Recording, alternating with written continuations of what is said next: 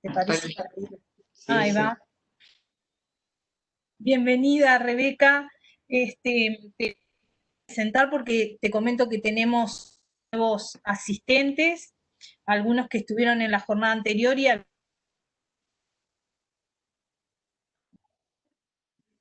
que Rebeca es especialista en formación de formadores y titular en la licenciatura de Educación en la Universidad de San Andrés. Es titular en la maestría en Educación en la Universidad de San Andrés también. Además es codirectora del postítulo de actualización académica de la misma universidad y asesora pedagógica en escuelas de México, Ecuador y Chile. Con relación a su actividad docente, es profesora en Ciencias de la Educación y Psicología. Bienvenida, Rebeca, bienvenido a los compañeros que nos están acompañando. Y bueno, iniciamos esta jornada, desafiar los modos de evaluación. Buenísimo. Gracias. Bueno, buenas tardes a todos, a todas las colegas y los colegas de allí, de Uruguay. Gracias, Virginia, nuevamente por la invitación. Yo voy a compartir con ustedes esta presentación con relación a cómo desafiar la evaluación y que por supuesto después de compartir podemos conversar y dialogar sobre este tema que nos preocupa, digo, siempre fue un tema de preocupación, la evaluación, y siempre fue un tema, uno diría que históricamente tiene mala prensa, ¿no? Si nadie está feliz cuando se menciona la palabra evaluación. Y entonces la intención del día de hoy es desafiar esa mirada tradicional del campo de la evaluación, desafiar ese lugar que la evaluación ha tenido históricamente, más allá, digamos, de su función de certificación o acreditación, pero una carga más bien asociada a lo punitivo, al castigo, a aquella situación por la cual uno no quiere atravesar o quiere evitarla. Entonces vamos a tratar de desafiar esa mirada tradicional y mirar la evaluación desde otra perspectiva. Entonces, quiero ver si puedo poner en pantalla completa. Allí. Bueno, allí, ahora. Entonces, unas preguntas iniciales que me voy a hacer para poder desafiar, les decía, este modo tradicional de encarar la evaluación, es preguntarme por qué quiero que comprendan, que sean capaces de hacer, de pensar mis estudiantes. Porque en función de la respuesta que yo le ofrezca a esta pregunta, voy a poder pensar en formas, herramientas, instrumentos para evaluar a los estudiantes. Pero la segunda pregunta que me convoca es, ¿cómo saben las y los estudiantes que están aprendiendo? ¿Cómo sabemos nosotros, los docentes, los profesores, pero cómo saben los estudiantes? Partiendo de una concepción que hay que solo el adulto es el que sabe si el estudiante sabe o no sabe, aprendió o no aprendió, y eso digamos, en la mirada tradicional de la educación habla de un estudiante poco autónomo, con poca capacidad de autorregular sus procesos de aprendizaje, que siempre está dependiendo de que un adulto, en este caso un docente, le diga si está haciendo las cosas bien o no. En esta nueva mirada y en este desafío, nosotros de alguna manera procuramos, intentamos que también el estudiante sepa si está aprendiendo o no está aprendiendo, si está logrando o no está logrando aquello que tiene que aprender. En ese sentido, planteamos que cada estudiante tiene que conocer los aprendizajes que se esperan de él. En algunos países se llaman estándares, en otros se llaman metas a alcanzar, objetivos a alcanzar. Y esta idea de que estos, digamos, estos aprendizajes esperados no sean ocultos y que tampoco alcanzaría con, por ejemplo, compartirlos el primer día de clases, sino la idea de que el estudiante conozca los aprendizajes esperados significa que entienda qué se espera de él, que entienda cómo hacer para lograr esos aprendizajes, y eso, por supuesto, le permitiría, por un lado, generar evidencias de aprendizaje, es decir, no esperar que solamente nosotros le pidamos una tarea o tomemos una prueba para saber si aprendió, sino que el propio estudiante, desarrollando esta conciencia acerca de qué es lo que tiene que aprender y cómo, pueda generar una propia evidencia de aprendizaje y decir, esta tarea, por ejemplo, que estoy presentando es la muestra de lo que yo aprendí en este tema, en esta unidad, en este proyecto. Y este es el horizonte al cual queremos alcanzar, digamos, trabajando desde esta perspectiva de la evaluación. Y entonces entenderla como una oportunidad a la evaluación para que los estudiantes pongan en juego sus saberes, es decir, que la evaluación nos permita saber lo que el estudiante sabe y que pueda mostrar eso que sabe, que haga visibles sus logros, o sea, que el propio estudiante pueda mostrar cómo está avanzando, cómo está mejorando, cómo está logrando esos aprendizajes, que aprenda a reconocer sus debilidades y fortalezas como estudiante, qué me sale bien, qué no me sale bien, qué estrategia para mí es mejor o me favorece para resolver un problema, para comprender un texto. Por supuesto, además de la función clásica de promover y certificar que tiene las evaluaciones. En ese sentido, para nosotros la evaluación formativa, que es el enfoque del cual estoy compartiendo hoy con ustedes, tiene que empoderar a los estudiantes en el proceso de autorregular sus aprendizajes. Esto significa que el estudiante tenga capacidad para planificar las actividades de aprendizaje que los profesores les proponen, monitorear los avances, ver qué estrategias va a usar, identificar los obstáculos, no solamente identificarlos, sino poder poner en palabras qué hace frente a un obstáculo, qué hace, abandona la tarea, la continúa, pide ayuda.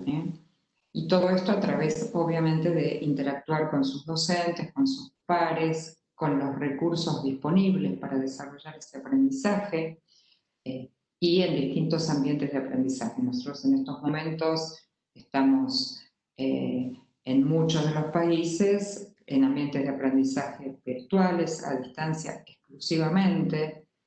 En otros momentos probablemente, como algunos países ya están volviendo, como allí ustedes en Uruguay, a cierto grado de presencialidad. Entonces uno diría, bueno, ¿cómo interactúa el estudiante en el momento de la presencialidad? ¿Cómo interactúa a través de un entorno virtual? ¿Y qué capacidad tiene de darse cuenta cómo tiene que hacer, cómo tiene que avanzar? Que sería esto de hacer visible su aprendizaje y poder saber si está aprendiendo, si está avanzando, si está logrando. Para eso utilizamos algunos instrumentos que intentan ayudar a que el estudiante identifique esta situación de saber si está aprendiendo, cómo está aprendiendo, y una de ellas, uno de los instrumentos muy usados últimamente, es esto que se llama la escalera de metacognición, que como ustedes verán, fíjense que tiene una serie de preguntas que tienen que ver, la primera, ¿qué aprendí? Y entonces cómo el estudiante puede dar cuenta de qué es lo que aprendió. Supónganse, a partir de estar trabajando con una unidad de indagación, con un proyecto, ¿cómo lo aprendí? Porque nos importa esta pregunta en términos de la conciencia que él tiene para identificar las estrategias que utilizó, los recursos que puso al servicio de este aprendizaje, identificar qué le resultó fácil, difícil, novedoso, digamos, algo así como evaluar si las estrategias que utilizó efectivamente fueron buenas para permitirle alcanzar aquello que se había propuesto, ¿para qué me sirve esto que aprendí y cómo lo puedo mejorar? Como ustedes ven, son todas preguntas que conforman en este caso una herramienta llamada escalera de la metacognición, escalera que me permite saber cómo yo estoy aprendiendo a aprender.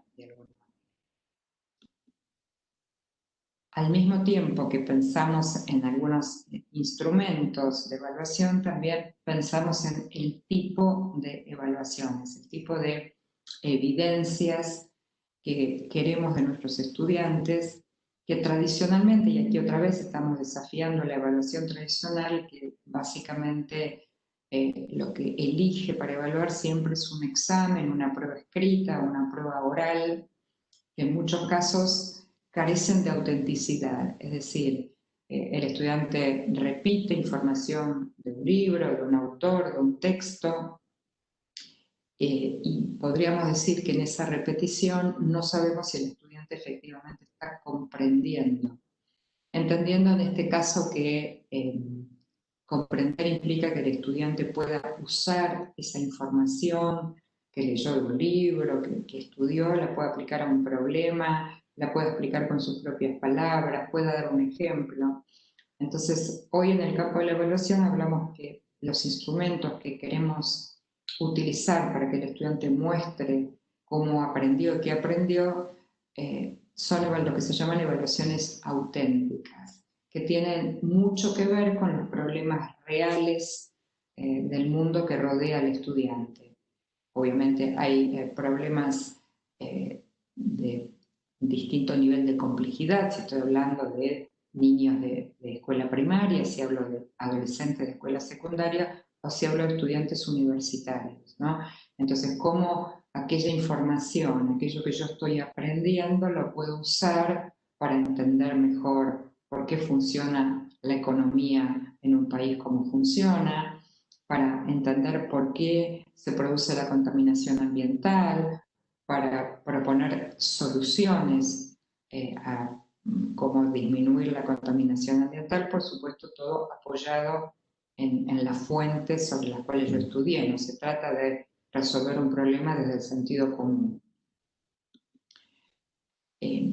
Entonces, ¿qué componentes tiene esta evaluación formativa, este modo de desafiar la evaluación tradicional en el circuito y en un proceso de evaluación? Tendríamos en principio estas 4 grandes ideas centrales que además tienen que ver como con pasos del proceso.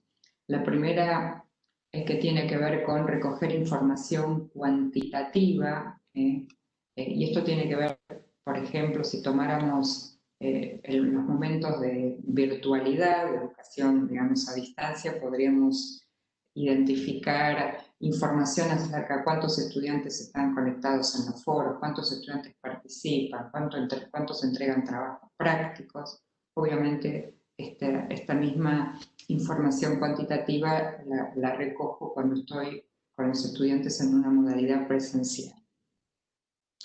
La segunda cuestión que nos preguntamos es qué tipo de evidencias de aprendizaje queremos recoger. Es decir, toda tarea que hace un estudiante es una evidencia de aprendizaje, y entonces yo tendría que pedirle a los estudiantes que entreguen todas las tareas que yo les propongo hacer, o nosotros podemos hacer una selección de evidencias de aprendizaje que sean más complejas, que muestren con mayor profundidad los aprendizajes de los estudiantes. Y después tenemos el desarrollo de instrumentos y el uso de instrumentos de autoevaluación y de retroalimentación. Y sobre eso quiero tener y quiero compartir con ustedes varios ejemplos de cada una de estas cuestiones. Buscar evidencias, era la segunda que les planteaba, porque buscar datos cuantitativos, digo, no hace falta explayarme sobre eso, pero en las evidencias de aprendizaje, para yo poder definir qué es una evidencia de aprendizaje, voy a tener que articular estos aspectos del aprendizaje que están en juego. lo primero que voy a hacer para darme cuenta, para decidir si esto es o no es una evidencia de aprendizaje, voy a remitirme a los objetivos de aprendizaje, a cuáles son los logros que esperamos de los estudiantes. Y en función de esos logros voy a identificar evidencias de aprendizaje. Como todas las producciones de los estudiantes son de diferentes niveles de calidad, voy a tener que definir criterios para identificar distintos niveles de calidad. Es decir, 3 estudiantes que hacen 3 trabajos, supónganse, sobre argumentar a favor y en contra de alguna ley, por ejemplo, significa que van a hacer la misma tarea, pero los modos de producción de esa tarea y los resultados van a ser diferentes. Algunas van a ser muy buenas, otras van a ser regulares y otras tal vez no logren cumplir con los objetivos. Pero para nosotros poder trabajar con información compartida con los estudiantes necesitamos identificar criterios, o sea, preguntarnos qué vamos a mirar de esa producción del estudiante. El estudiante tiene que conocer esos criterios y esos criterios van a marcar que hay diferentes niveles de calidad. Sí, yo cuando digo como criterio, por ejemplo, la capacidad de argumentar, hay distintas calidades de respuesta de estudiantes frente a una tarea para argumentar. Yo tengo que describir y después les voy a mostrar un instrumento para hacer esto, y esto tiene que ser compartido con los estudiantes, con la comunidad educativa, con las familias, con los colegas, porque se trata justamente de transparentar, de no dejar oculto estas cuestiones de qué importa evaluar. Y obviamente no puedo dejar afuera la idea de estudiantes en su contexto, es decir, hay evidencias de aprendizaje, por ejemplo, en el periodo de pandemia, de no presencialidad en la escuela, no es lo mismo un estudiante que tiene familias que lo puedan ayudar que estudiantes que no tienen familias que lo puedan ayudar. Estudiantes que en su casa hay varios dispositivos o casas donde hay un solo dispositivo y tienen que dividírselo, digamos, y compartir entre la familia. No es lo mismo quien tiene conectividad y quien no tiene, es decir, nosotros vamos a buscar evidencias de aprendizaje considerando también quiénes son nuestros estudiantes y en qué contexto están. En términos de aprender a aprender, perdón, de autoevaluación, mostrarles también distintos ejemplos, como pueden ver aquí.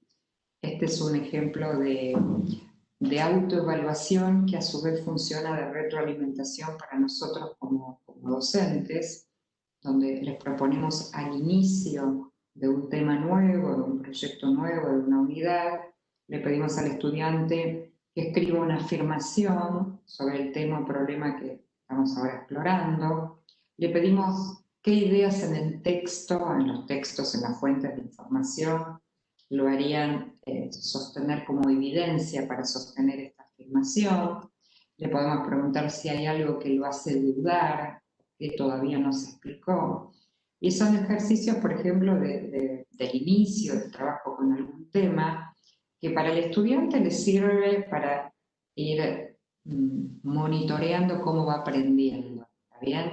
A nosotros nos sirve recibir estas respuestas para saber por dónde está circulando el estudiante, qué es lo que no está entendiendo, qué deberíamos nosotros enseñar de manera distinta, porque el estudiante confunde conceptos, confunde ideas.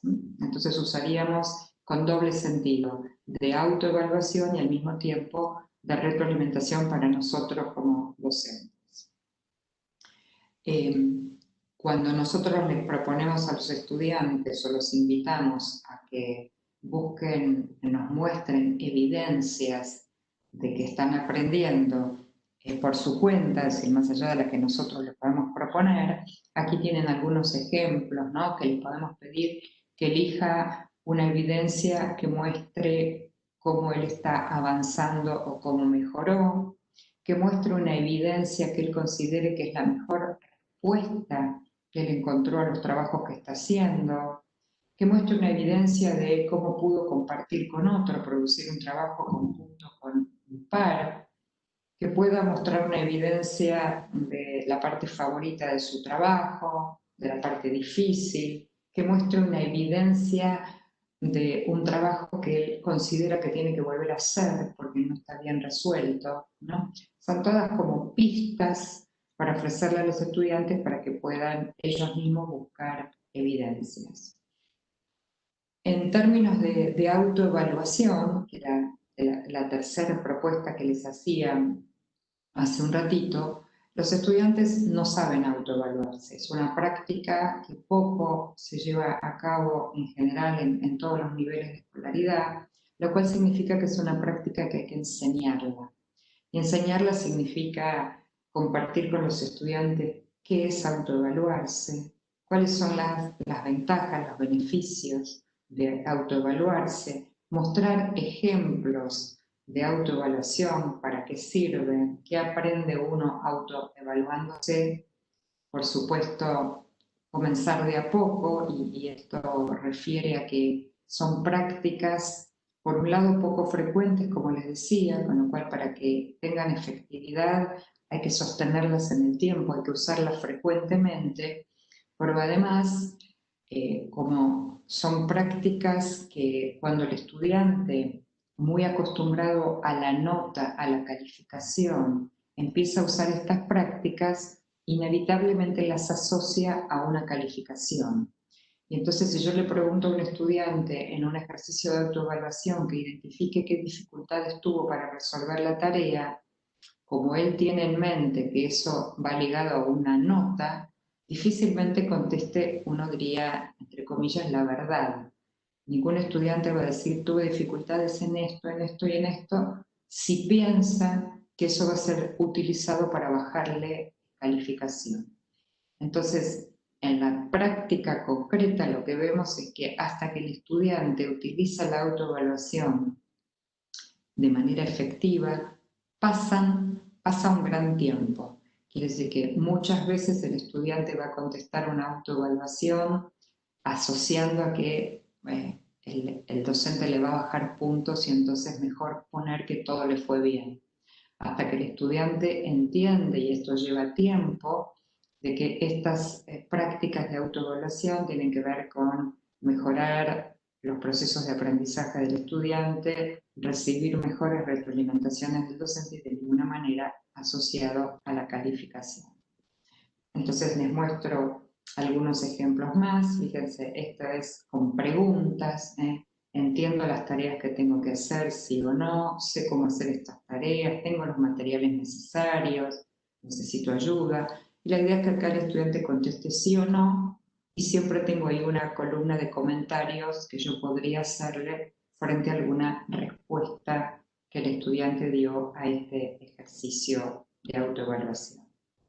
Aquí hay otra, ¿no? Aquí son afirmaciones. En la anterior eran preguntas, aquí hay afirmaciones. Tengo muy claro el propósito de mi trabajo. El título del trabajo expresa mi idea sobre el tema. Mientras escribía tenía muy claro a quién iba dirigido, etc. Que otra vez yo puedo responder sí o no. Yo como profesor le puedo pedir evidencia de alguna de estas respuestas y siempre tengo una columna para comentarios. Por supuesto que estos ejemplos se pueden construir, o sea, estos son ejemplos. Puede a mí no interesarme la primera afirmación y puedo agregar una que me parece relevante en mi disciplina, en mi área, en mi nivel educativo en el que estoy trabajando. Acá tienen otro ejemplo, donde se le pide a los estudiantes, este es un ejemplo para escuelas secundarias, se le pide que identifique una materia, que identifique algo que cree haber aprendido muy bien en la materia, que diga cómo se dio cuenta que lo aprendió muy bien, y si se lo tuviera que explicar a su compañero, cómo le explicaría eso que aprendió muy bien. Y este es otra vez un excelente ejemplo de autoevaluación para que después podamos, por ejemplo, conversar con los estudiantes en función de las respuestas que han dado. En algunos casos podría ser hasta anónimo, que a mí me interesaría, por ejemplo, tomar la idea de cómo los estudiantes se dan cuenta que aprenden, o identificar en un grupo de 30 estudiantes qué es lo que ellos dicen que aprendieron en esta materia o en esta temática que estuvimos trabajando. Aquí otro ejemplo de cuestionarios de autoevaluación, digamos, tienen todos este espíritu de poder revisarme a mí mismo cómo estoy aprendiendo. También usamos las frases incompletas, fíjense, decirle al estudiante que escriba de qué me di cuenta al terminar, por ejemplo, el estudio de un tema, bueno, de qué me di cuenta, de qué me sorprendí, qué me despertó curiosidad. Y otra vez, en la misma intención, puede ser anónimo o puede ser con nombre y apellido, para después poder trabajar sobre esta producción. O sea, yo tomo, por eso estos son ejemplos de autoevaluación que funcionan todos de retroalimentación para nosotros los profesores. Cuando los estudiantes responden estas autoevaluaciones, ya sea en formato de frase incompleta, de cuadro de doble entrada, nosotros podemos juntar muchísima información para saber qué está pasando con nuestros estudiantes, qué piensan, qué les despierta curiosidad, de qué se dieron cuenta, y esos son insumos muy valiosos para nosotros para poder redefinir, rediseñar, por ejemplo, nuestra próxima clase, nuestra próxima unidad de trabajo con los estudiantes. Otra vez aquí, a modo de preguntas, esta es más compleja porque son preguntas para responder. En los instrumentos anteriores era para marcar con una crucecita, estos son para responder, con lo cual el estudiante aquí tiene que escribir algo, y entonces se considera como un instrumento con un grado mayor de complejidad para compartir con todos ellos. La última escala, digamos, en este proceso de evaluación formativa es lo que se llama la retroalimentación formativa, y que nosotros venimos haciendo retroalimentación con nuestros estudiantes. O sea, no es una práctica nueva, pero en realidad lo que es nuevo es el enfoque. Antes, dar retroalimentación era básicamente transmitirle una información al estudiante y decirle: tu trabajo está bien, tu trabajo está mal, aprobaste, desaprobaste, que generalmente era unidireccional y con un juicio de valor cerrado, aprobado, desaprobado, está bien, está mal, está incorrecto. Nosotros hoy, en este nuevo desafío de la evaluación, estamos hablando de una retroalimentación formativa que dialoga, que entra en conversación con los estudiantes a partir de algunos instrumentos que ahora les voy a mostrar, con la intención de que a partir del inicio que nosotros hacemos del proceso de retroalimentación, el estudiante mejore sus aprendizajes.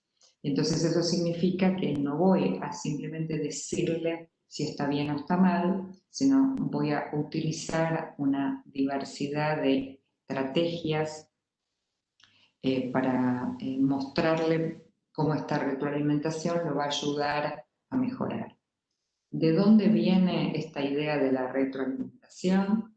Bueno, de estos dos conceptos, que no son conceptos nuevos, pero esta idea del andamiaje, ¿no? Del concepto de un andamio que sostiene, que acompaña al estudiante hasta que en algún momento el estudiante pueda hacer esa tarea más autónomamente. Entonces nosotros utilizamos estos conceptos que son del campo de la psicología, en el caso de Vygotsky y de Brunner, que se han ocupado del tema del aprendizaje, diciendo que nosotros andamiamos a los estudiantes, los guiamos, los apoyamos, les damos pistas, les damos recursos. ¿Para qué? Para llevarlos a un nivel superior, ¿no? A un nivel, si quieren, pensando en una escalera, a un escalón más arriba, con toda la intención de que el estudiante en algún momento no necesite de nuestros apoyos y que pueda seguir subiendo solo esta escalera, que sería cuando el estudiante desarrolla un grado de autonomía, que le permitiría, por ejemplo, responder a esa pregunta inicial: ¿cómo sé que sé? ¿Cómo sé que estoy aprendiendo?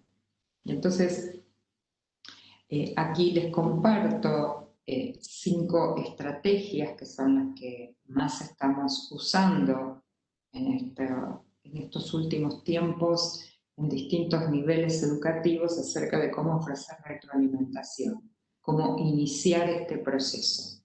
El primero es ofrecer preguntas. Entonces, cuando yo le ofrezco una pregunta al estudiante, como por ejemplo, si puede contarme cómo se dio cuenta que tenía que abordar este problema o cómo llegó a resolver este problema, le estoy haciendo una pregunta para que el estudiante piense en lo que hizo.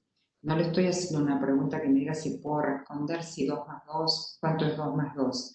No es una pregunta del contenido, sino es una pregunta de cómo él llegó a resolver esta tarea, ¿no? Cómo se dio cuenta que tuvo que hacer, con la intención de lo que nosotros llamamos hoy hacer visible el aprendizaje, o sea, mostrar con altísimo grado de conciencia cómo estoy aprendiendo. Porque entendemos que ese grado de conciencia a desarrollar me va a servir no solo para mi ser estudiante, sino también para insertarme después en el mundo laboral, en el mundo universitario, en la sociedad. La segunda estrategia es, siempre de inicio, es describir el trabajo del estudiante. Entonces uno podría decir algo así como mostrarle al estudiante como si estuviera mirando en espejo su trabajo y decirle, bueno, veo o observo que encontraste 2 maneras diferentes de resolver este problema. Y lo único que estoy haciendo allí es describiendo lo que el estudiante hizo. ¿Por qué describirlo? Porque a veces el estudiante resuelve algo, pero no sabe cómo llegó a esa resolución. No tiene idea que encontró 2 maneras distintas, o lo hizo pero no lo puede poner en palabras. Entonces, una manera de retroalimentar es hacer este juego como si en la comunicación oral uno haría un parafraseo y le diría al estudiante, por ejemplo, ¿tú me estás queriendo decir esto? Y vieron que inmediatamente a veces el estudiante dice, sí, no era eso lo que quería decir, y vuelve a explicar como rápidamente tomando conciencia que eso que transmitió inicialmente no estaba bien, pero alcanzó con que yo se lo repitiera como él lo dijo o como lo hizo para que funcionara de retroalimentación. La tercera estrategia tiene que ver con valorar avances y logros, y en este sentido se pide que las valoraciones, tanto de avances como de logros, sean bien específicas. Es decir, si yo le digo a un estudiante, tu trabajo está muy bueno, es una valoración en términos de la autoestima, pero que no le dice nada al estudiante de por qué su trabajo está bueno, ¿no? Entonces uno debería ser bien específico y decirle, por ejemplo, valoro que hayas encontrado modos alternativos para resolver este problema. Valoro que las fuentes de información que buscaste para ratificar esta hipótesis son fuentes confiables, ¿no? Fuentes académicas, o sea, bien específico para que el estudiante sepa a qué fortaleza de su trabajo me estoy refiriendo. La cuarta es ofrecer sugerencias, y tiene el mismo espíritu que la anterior. De nada serviría que le diga al estudiante, tú tienes que trabajar mejor, porque eso es un genérico que no me dice a mí nada de cómo mejorar mi trabajo. Entonces, allí en la sugerencia volveríamos al concepto de algo específico. Te sugiero que busques las normas APA para completar, por ejemplo, las referencias bibliográficas del ensayo que escribiste. En la última estrategia, que es ofrecer andamiaje, que es un poquito más que la sugerencia, ¿no? Porque en el andamiaje se espera que uno muestre, por ejemplo, cómo uno lo hace. Es decir, si yo quiero que el estudiante mejore el modo en que, por ejemplo, busca fuentes en Internet, el andamiaje implicaría que yo primero le muestro cómo yo busco fuentes en Internet. Le digo, mira, yo te voy a explicar cómo yo hago el recorrido para buscar fuentes válidas científicamente en Internet. Después te voy a pedir que me muestres o me cuentes cómo tú lo haces y después vamos a dialogar acerca de qué falta, qué hay que corregir, qué hay que mejorar. Todas estas estrategias que están planteadas aquí están siempre pensadas desde la retroalimentación con respecto a las tareas futuras, es decir, mirando lo que hizo en el pasado, pero con toda la intencionalidad que todas estas estrategias de retroalimentación que yo pongo en juego les sirvan al estudiante para las próximas tareas. Y esa idea viene de mucha investigación hecha con muchos estudiantes, tratando de identificar por qué los estudiantes no leían la retroalimentación que los docentes le ofrecen, y los docentes, digamos, con cierto malestar por usar y dedicar tanto tiempo, por ejemplo, a escribir retroalimentaciones en los trabajos de los estudiantes para que los estudiantes no los lean. Y entonces los investigadores encontraron que una de las razones por las cuales los estudiantes no leían la retroalimentación eran porque todo el tiempo hablaban del trabajo que el estudiante ya había hecho. Y entonces algo así como el estudiante decía, bueno, ¿para qué lo voy a leer si el trabajo ya lo terminé? Y la segunda razón es porque no le pedían al estudiante que haga nada con esa retroalimentación. Es decir, el docente escribe una retroalimentación señalando los aspectos de su trabajo, pero no le pide que haga nada. Que, por ejemplo, lo ponga en práctica en el próximo trabajo, que le responda al docente qué entendió de la retroalimentación que recibió. Es decir, no había ninguna propuesta vinculada al futuro. Por eso hoy planteamos que las estrategias de retroalimentación toman como base lo pasado, pero siempre con la intencionalidad que el estudiante tenga que hacer algo con esa retroalimentación en su próximo trabajo. Entonces, ¿cómo se caracteriza hoy a esta retroalimentación formativa? Bueno, primero que sea comprensible. Si yo escribo una retroalimentación o le ofrezco de manera verbal una retroalimentación a un estudiante, usando un lenguaje, por ejemplo, decirle a un niño de escuela primaria que él tiene que desarrollar más sus habilidades metacognitivas para desarrollar la autonomía, el niño no me va a entender. Entonces, lo primero que tengo que pensar en la retroalimentación es que sea entendible por el niño, que sea focalizada, selectiva, es decir, si yo quiero que el niño o el adolescente o el joven haga algo con la retroalimentación, no le puedo ofrecer 20 devoluciones de un trabajo que hizo, pretendiendo que tome en consideración las 20 y mejore. Entonces tengo que focalizar, elegir 4 o 5 aspectos de su trabajo que quiero que mejore y efectivamente trabajar con esos 4 o 5.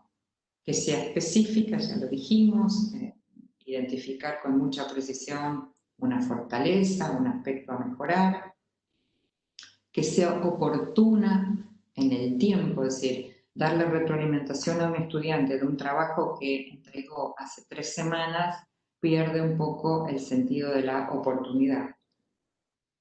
Que sea contextualizada, a quién se lo digo, en qué contexto, en qué nivel de escolaridad estamos.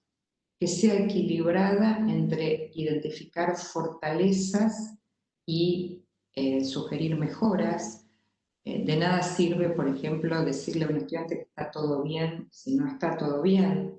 Tampoco ayuda a decirle que está todo mal, sino yo tengo que poder identificar alguna fortaleza del trabajo del estudiante y que sea propositiva en términos, como decíamos recién, mirando hacia el futuro. Entonces, ¿a qué horizonte también aspiramos con la retroalimentación? Así como les decía antes, la necesidad de que el estudiante aprenda a buscar evidencias y que él en algún momento pueda decir, esta es evidencia de lo que yo estoy aprendiendo o de lo que aprendí. También, cuando uno practica la retroalimentación y se convierte en una práctica habitual, poder trabajar sobre esta pregunta, ¿no?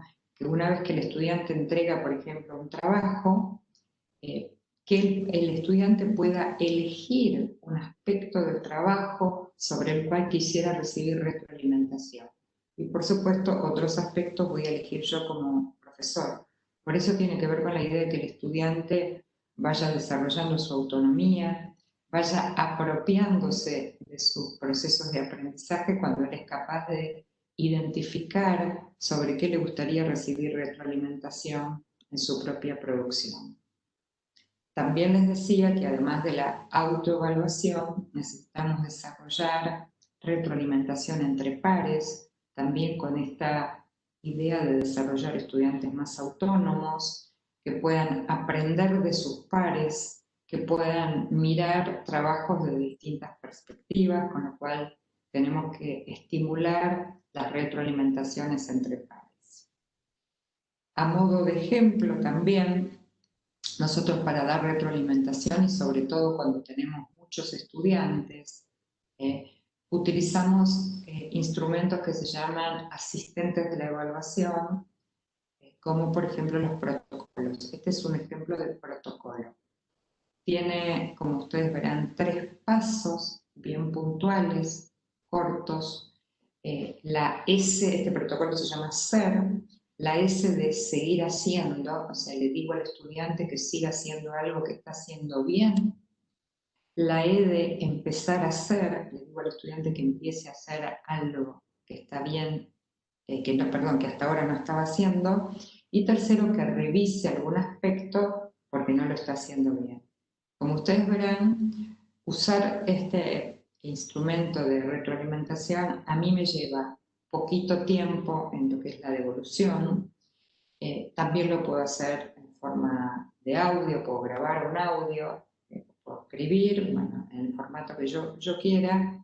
También este protocolo puede usarse entre pares, o sea, un estudiante mirando la producción de otro estudiante puede decirle que siga haciendo algo que está bien, que empiece a hacer o que revise.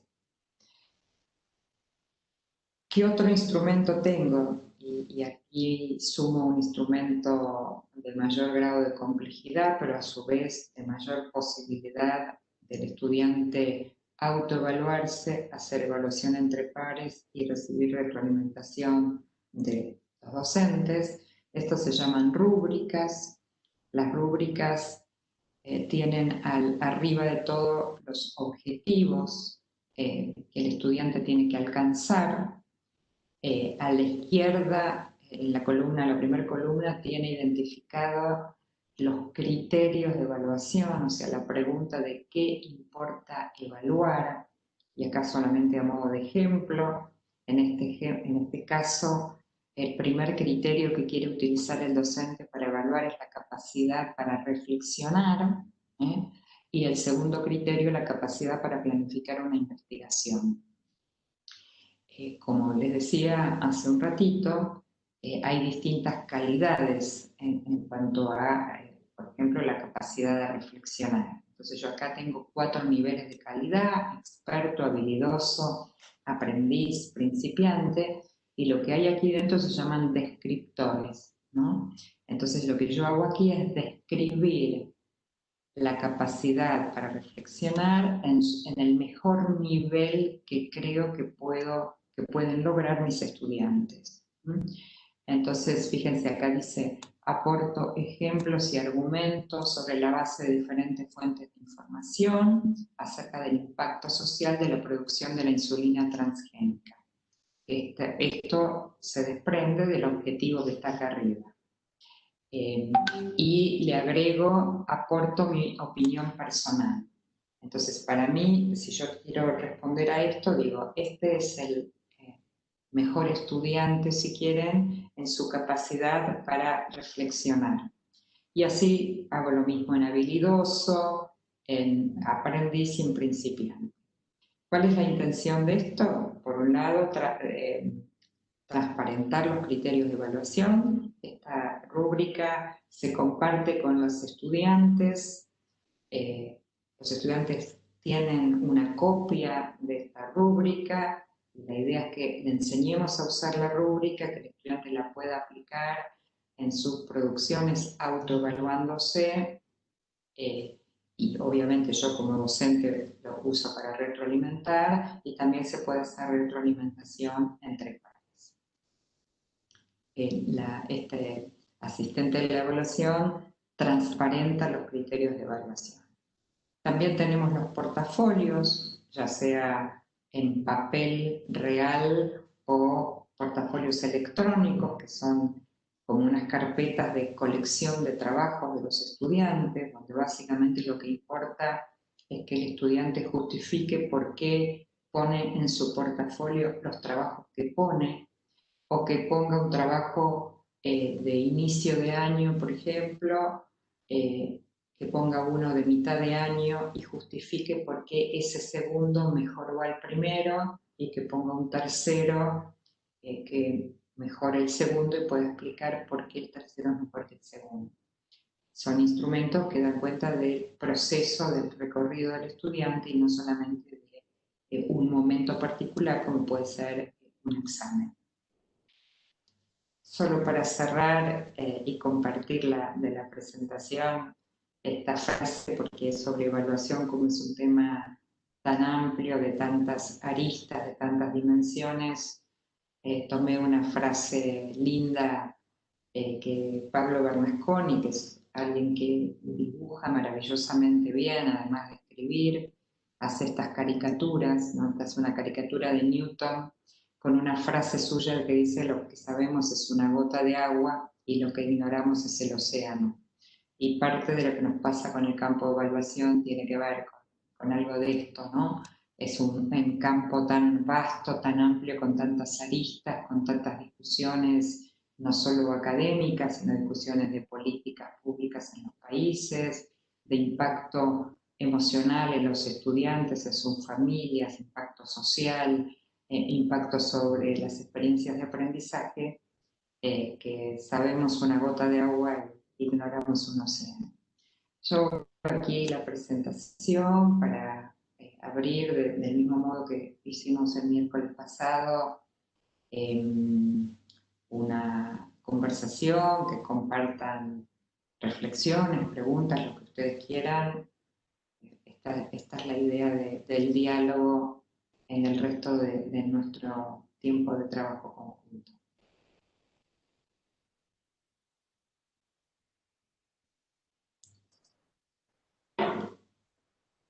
La idea es que pueden preguntar por el chat, digo. Entonces, bueno, aquí está Virginia, ahí está. Ahí va. Sí, la idea es que pueden preguntar por el chat o pedir la palabra y Enzo les habilita el micrófono. Preguntas, comentarios, experiencias, lo que quieran compartir con nosotros. A ver quién se anima a romper el hielo.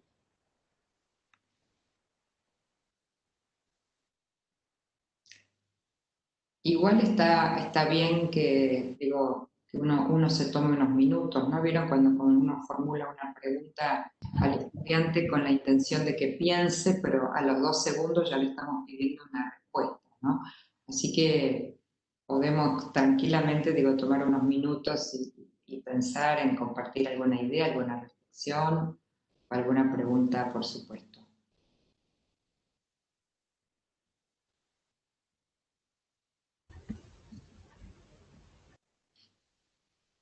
Creo que Valentina iba a decir algo. Hola. Sí, primero, bueno, mucho gusto y muy buena exposición. Nada, que parece que también yo soy estudiante de segundo año de sociología y creo que para empezar a aplicar en términos de esta forma de evaluación también no tradicional, que está buena, y intentar también que los estudiantes realicen esa forma de autoevaluación para su mejor aprendizaje y para visualizar su proceso. Creo que nosotros primero, por lo menos como practicantes y futuros docentes, tenemos que empezar a aplicarlo nosotros en nuestras propias prácticas, como para después poder, creo, ¿no? Hacerlo con los estudiantes. Absolutamente, absolutamente, Valentina. Nada de esto, digo, son prácticas como muy arraigadas, estas prácticas tradicionales, y nosotros necesitamos pasar por la experiencia, vivenciar lo que significa ser evaluado de manera diferente, porque nosotros sabemos que estas prácticas dejan huellas en los estudiantes. Nosotros queremos dejar huellas que mejoren los aprendizajes, no huellas que el estudiante diga, no quiero saber nada de esto. Nosotros muchas veces hacemos un ejercicio con docentes, con profesores, cuando trabajamos con el tema de evaluación, y les pedimos que evoquen alguna situación de evaluación que han tenido a lo largo de su historia como estudiantes, ¿no? Y que la compartan y que cuenten qué les pasó, cómo la recuerdan. Y hemos hecho este ejercicio con mi equipo, les diría, cientos de veces, con cientos de grupos.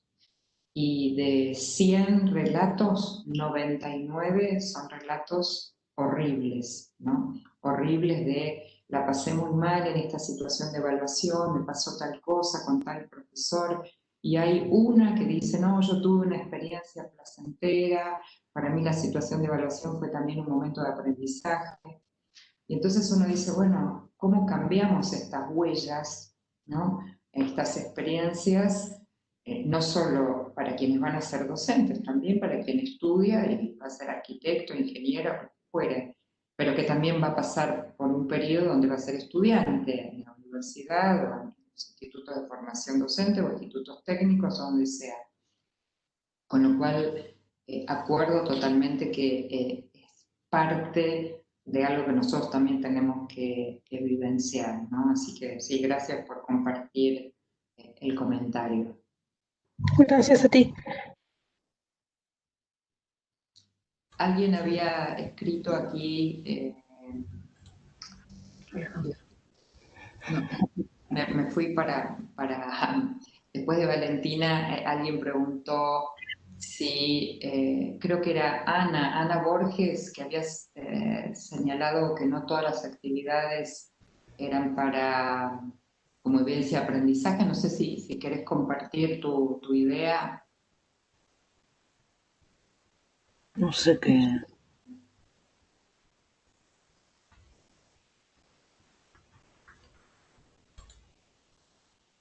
Bueno, se fue, pero había un aporte de Ana que había dicho que no todas las actividades son para retroalimentar, me parece. Y Ana está silenciada.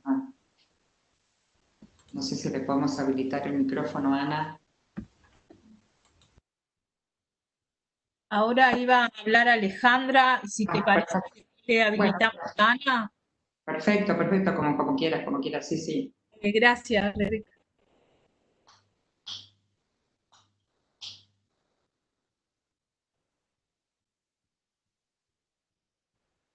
Alejandra Maurente, ibas a hablar tú. Creo que tenés habilitado el micrófono.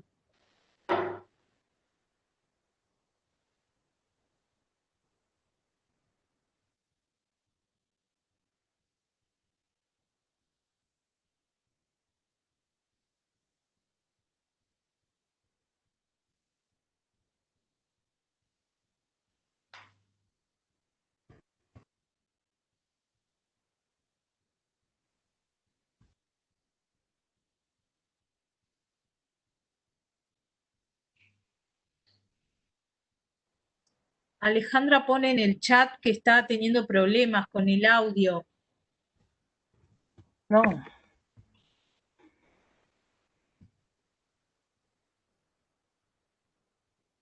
A ver. Soy...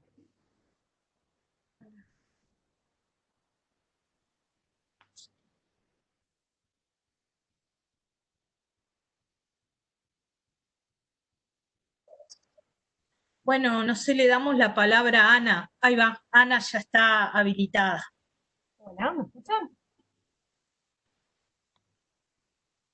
¿Me escuchan? Sí, bajito.